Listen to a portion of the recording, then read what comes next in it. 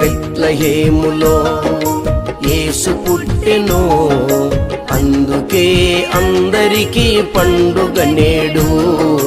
బెత్లెహేములో యేసు పుట్టెను, అందుకే అందరికీ పండుగ నేడు.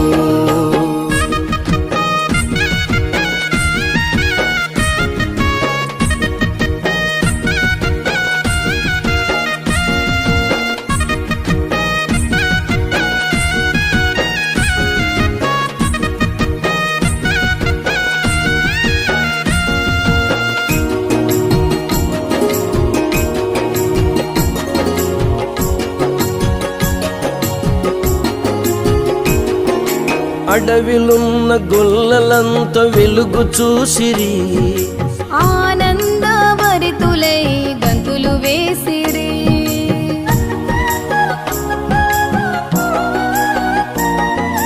అడవిలున్న గొల్లలంతా వెలుగు చూసిరి,